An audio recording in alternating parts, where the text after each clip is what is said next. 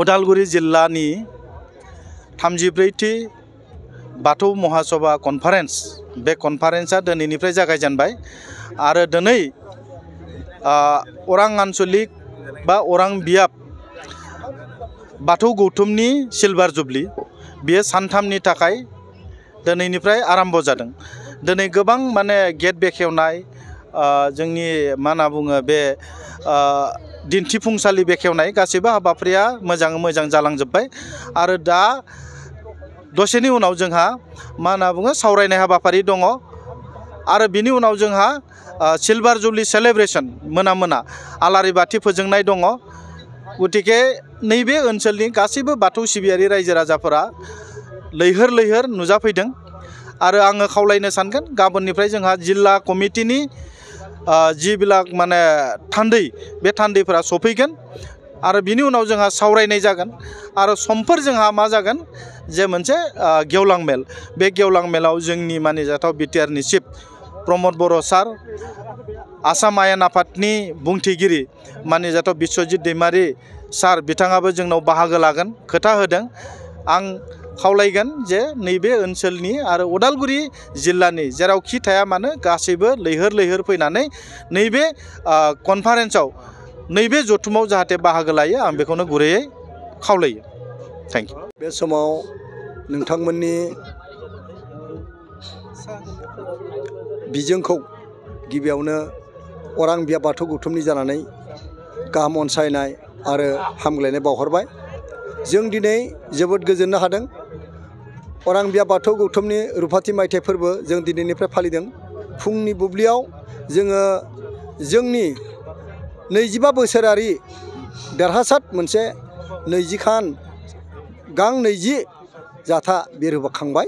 बिनि उनावनो जोङो बायदिसिना खामानि जों आवगायदों। जोंहा गोबां हाबाफारिनि थाखाय जोंहा लांगोना बेखेवदों आरो बे लांगोनाफोरखौ जों बेखेवदों। दायो जोङो दिन्थिफुंसालि आरो हाथाइ बे हाथाइनि दरखंखौ जोंनि रायजो आफादनिनो सासे मावथि बिथाङा बेखेवखांबाय।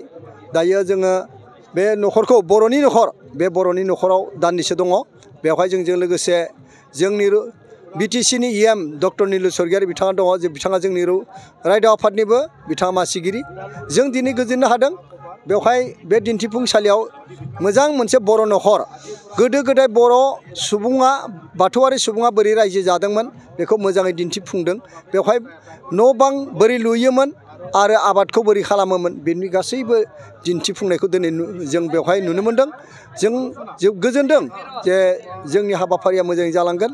आफा इसोर बोराइ बाथौनि अननायाव जों बिभिन्न जनगोष्ठीनि गेजेराव बाथौआरिफ्रा दिनै गोजोननि रादाब लाबोनो हागोन।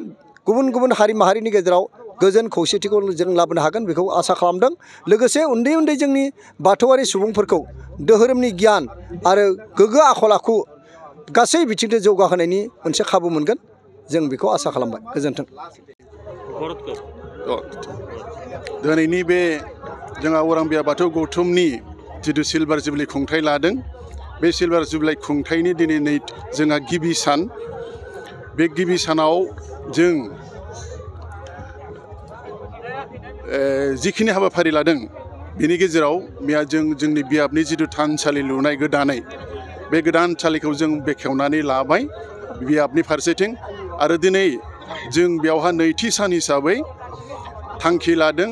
बेयाव जेसेबांखिनि आयदानि जेरै दिन्थिफुंसालि जौसां बेनिफ्राय डेलिगेट्स केम्प बेफोर गासैबो बेखेवनानै होबाय आरो रायजोफोरा गोजोनै बेयाव हाबनानै नायगिदिंदों खुसि जादों जोंबो गोजोननाय मोन्दों। दा दिनै जोंहा अरां बियाब बाथौ गौथुमनि गिबियावनो फुङाव आर'ज दङमोन आर'ज लाबाय आरो बिनि उनाव जोङो बियाबनि मुङाव गं 25 फिरफिलाखौ बिरहोनानै जोंनि जिथु सिलभार जुबलि खुंथाइ बा रुफाथि मायथाइ खुंथाइ बे खुंथाइखौ जोङो फोसावबाय आलो गोजोनै आरो बेनि उनाव जोङो दा नैबे 1 रिंगानिफ्राय गोरबोसे सावरायनाय जागोन।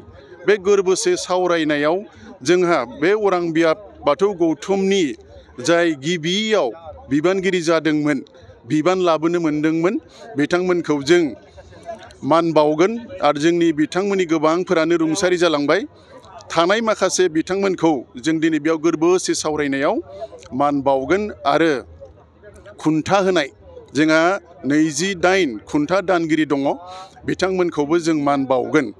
बेनिफ्राय मोनाबिलियाव जोङो बुहुमनि बयनिबो गोजोननि थाखाय सुबुङारिफोरनि गोजोननि थाखाय बेयावहा जोंनि सरन धेकियाजुलि बाथासिपुर हालामनि रायजो राजाफोरनि थाखाय गोनांथार फोसावथाय। धेकियाजुलि बाथासिपुर हालामनि आबै सेन्टार साखाथियाव थानाय बर' बिजोंनि फरायसालि दानसोरां एकाडेमियाव 2025-2026 बोसोरनि थाखाय गोदानै फरायसाफोरनि मुं थिसननाया सोलिगासिनो दङ। बे फरायसालियाव थाखो बिथराइनिफ्राय लानानै थाखो 9 सिम मुं थिसननो हागोन। 2020 मायथाइयाव गायसनजानाय बे दानसोरां एकाडेमियाव नोंथांमोनहा नांगौ रोखोमनि फोरोंथायनि खाबुफोरखौ मोननो हागोन, जेरै फराफारि फोरोंनायनि अनगायैबो कम्पिउटार सोलोंनाय, गेलेनाय, आलादा थाखो फोरोंनाय जेरै इंराजि आरो हिन्दी आयदानि सायावबो जर'खायै फोरोंथाय होनाय जायो। बेनि अनगायैबो हौवासा आरो हिन्जावसाफोरनि थाखाय आलादा हस्टेल थानायनिबो खाबु दङ। बेजों लोगोसेनो फरायनायाव उन जानानै थानाय एबा गोसोआव लाखिनो हायै फरायसाफोरखौ आलादायै फोरोंनायनिबो खाबु होनाय जादों। मख'नो गोनांदि बिथराइ थाखोनि मुं थिसननायखौ बेसेन लायालासे थिसननाय जादों। बेनिखायनो गोसो गुदुं दिथागिरि नोंथांमोनहा गाव गावनि गथ'फोरखौ दानसोरां एकाडेमियाव मुं थिसननो गोसो दङब्ला थिसननो हागोन। दानसोरां एकाडेमियाव मुं थिसननो थाखाय नोंथांमोनहा 9770-745-7550 एबा 88764-80218 जानबुं अनजिमायाव फोनांजाब खालामनानै सुलाद लानो हागोन।